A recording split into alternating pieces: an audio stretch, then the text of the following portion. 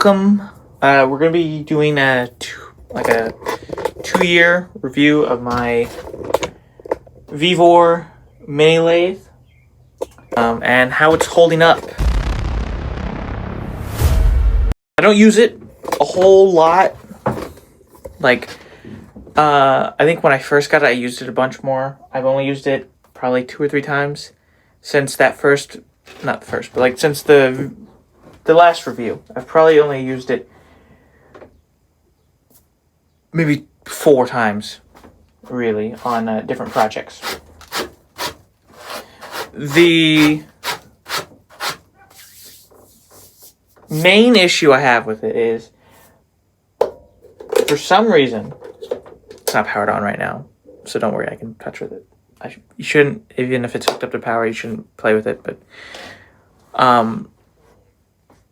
for some reason, it won't start spinning sometimes. Like, I can turn it on, and it says it's got power, and then I turn up the throttle, it doesn't start spinning. Sometimes it'll start, like, whining like it's trying to spin, and then you go like that, and it starts spinning. Like, you give it a quick flick, and it will start spinning. And then other times you turn it on, it works perfectly fine. Well, most of the time, I have to give it a quick spin for it to start working. I don't know why. I've taken it apart. I've taken the front part off where all the electronics are. Everything looks fine. Nothing looks like dirty. I don't know why it's doing that. I don't know. That's one of my main issues. There's also, like, I'm trying to get it all tightened up so everything's, because I was machining something last week and the whole tool's like chattering, so it made it a little difficult to machine. When I was done, I took it apart and like tightened some stuff. It's tighter, but it still chatters a little bit, which I'm not a big fan of. I've got the tailstock fixed. This was a simple fix. The nut that came with it was made out of like really soft metal, to where when you would tighten it so it would stay in place, it would start ripping the teeth out of the nut. It would start stripping it, so the nut would get looser and looser, and then it wouldn't hold. All I did was go to Lowe's, get a nut that was the same size, like the same kind, just a different material, and now it works perfectly fine. I can lock it in place. It's not bolted down because I moved it.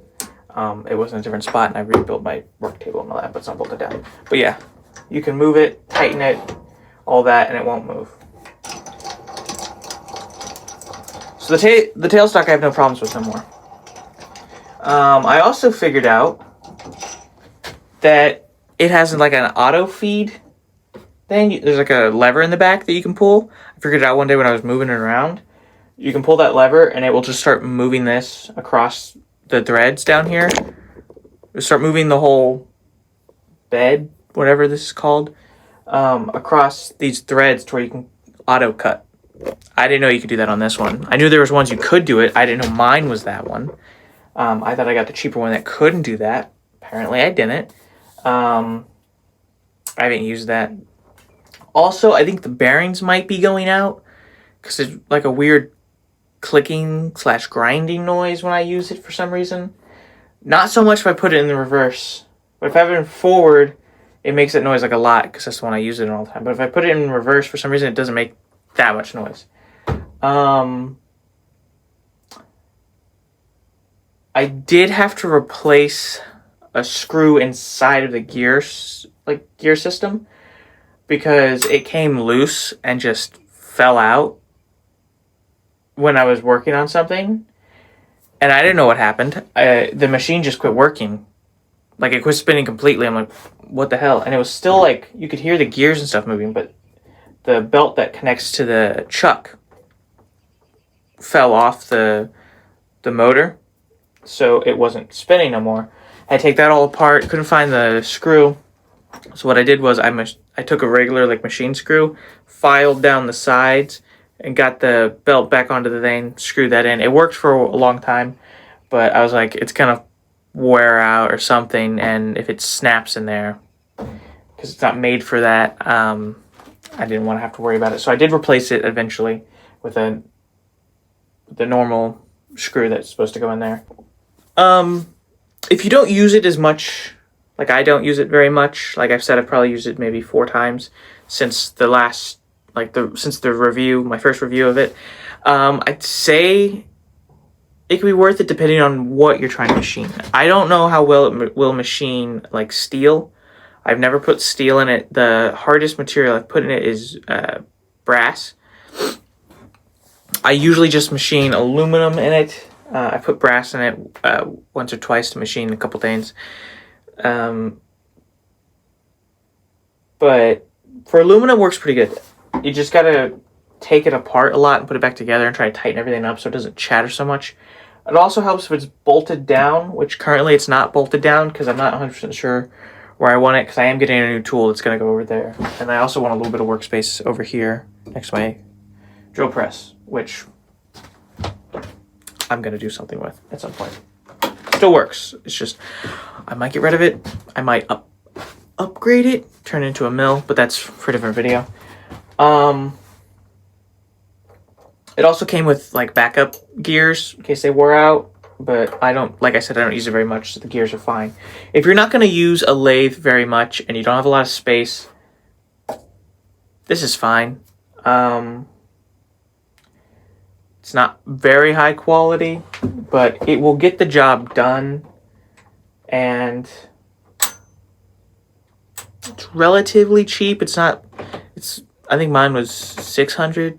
It's an expensive tool, so you'd want it to be higher quality, but as far as lathes go, it's really cheap. It doesn't take up a whole lot of space. I think this is a 7 by 12. I don't remember exactly. But for my needs, it will work. Everyone has different needs, of course. Some people need a machine bigger, heavier quality parts, but like I said, I don't machine anything stronger than brass, and I only did that once. Works pretty good. I was thinking about getting like a quick tool. What is it called? A quick replace tool, something like that, to where like you can just press something down, pull this whole tool post up, and then swap another. Quick swap, something like that. I haven't done that. You can get a lot of upgrades and attachments for these, but I just have the base stuff. I haven't gotten anything extra for it. I'm just, it gets the job done. It's not completely centered either. The live center is a little off when you put it in. But yeah, it's not a terrible tool if you don't need it very much, or you're just trying to do a couple small projects here and there. I think it would be all right. Try to get a protection plan on it, just in case something does break. It's also holding up decent since it's pretty humid out here most of the time. I think it's like 70% humidity today. And it's out here in the cold and in the heat, and it holds up all right.